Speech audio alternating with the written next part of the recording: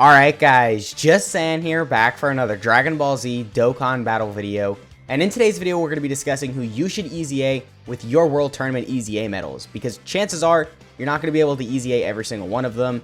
I'm pretty sure for that, you need to be, top 10. So, of course, not a lot of people are going to have access to that.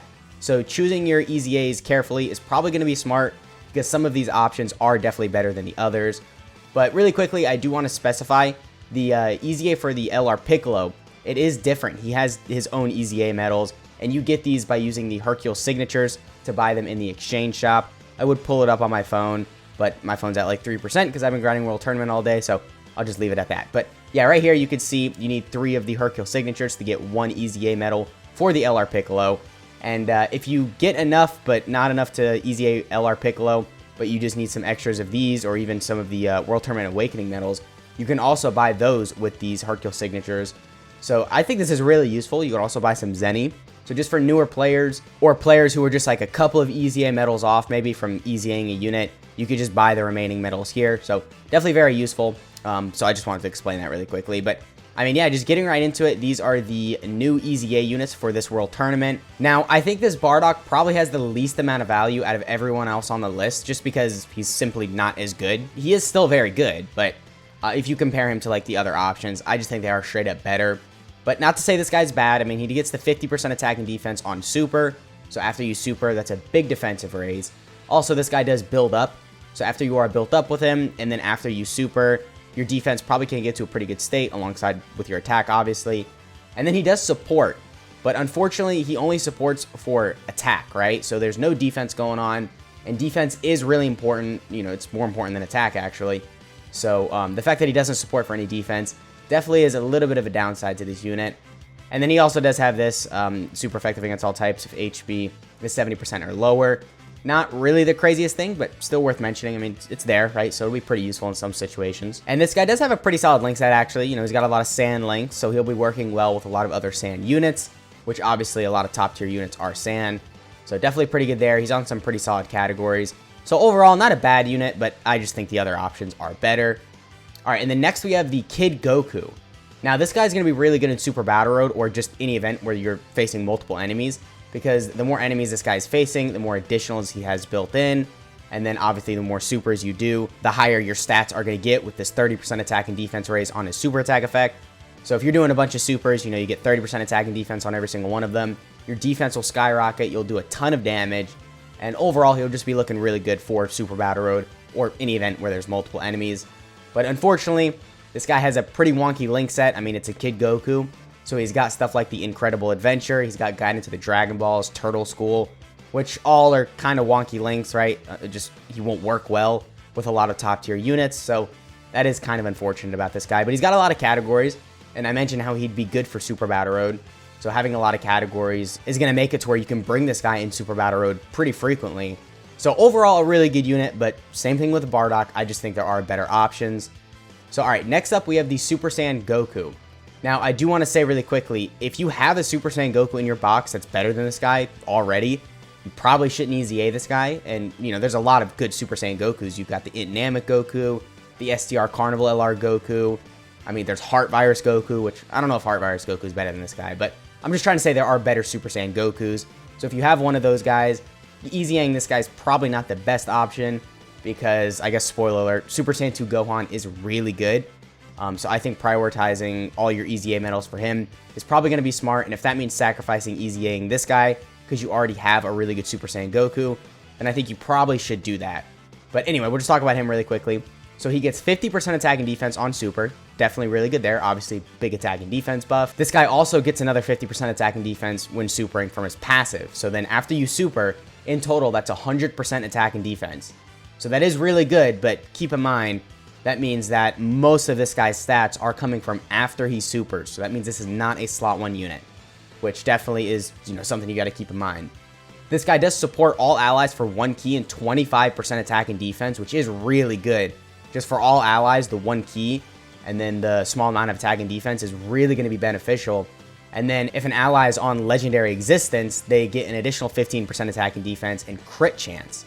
So definitely a really good support for Legendary Existence units. I think this is going to be very beneficial. maybe if there's an EZA event where the weakness is legendary existence, you know, bringing this guy will definitely help out the team. And overall, I mean, he'll be fine, right? He's really good defensively, especially after you super. But that's pretty much it with this guy, right? I mean, he's got some extra buffs. He gets 50% attack and a high chance to crit when there's an enemy whose name includes Frieza. But that's really not all that crazy because outside of the Wicked Bloodline Red Zone, you're not really going to be able to make that much use out of that. And 50% attack and a high chance to crit. I mean, that's nice, right? Especially if you're getting the crits off. You'll definitely notice a big jump in his damage, but I don't know, that's nothing too crazy. And he also is on a lot of categories. He's got a really good link set as well.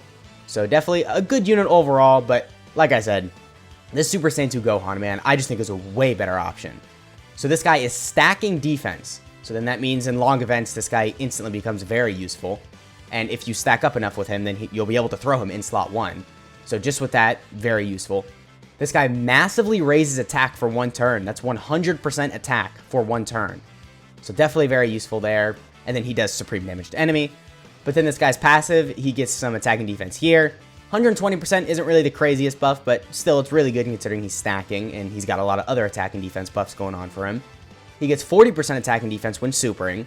So then if you get like a couple stacks with this guy, his defense is going to be looking really good. And then you're also getting 40% attack and defense there from supering, and then you still get 30% here. So just from that alone, he's going to look really crazy. But then if that wasn't enough, this guy also supports AGL Tech and physical type characters for 2 key and 30% attack and defense. So really useful there. You know, AGL Tech and physical is very broad. This is arguably even better than him just outright supporting a category. So really useful there. And then he gets some more defense, and then he supports the AGL Tech and physical type characters a little bit more if this guy's in slot 3. So if you stack up a bit with this guy and then throw him in slot 3, and then obviously you get the super off, you get the attack and defense here, you get the defense here, and then you get this defense, dude, this guy is going to be untouchable. So I think he's the best option here. He looks really crazy just with obviously all the defense he has, the support, which is really broad, right? I mean, AGL Tech and physical does cover a lot of the game. And, you know, having the extra buffs in slot 3 is nice because in slot 3, this guy is going to be just a menace, right? So very good unit. He's got some pretty solid links. I mean, Soul versus Soul isn't really that good, but other than that, he's got some pretty solid links.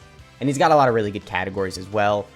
But before we end the video, I do want to mention on JP, there are some other World Tournament EZA cards. So if none of these current World Tournament EZAs stand out to you, maybe you should consider saving your medals for the next batch. So of course, I'm referring to the Super Saiyan Goku, the Gohan, the Kaioken Goku, and then the Demon King Piccolo.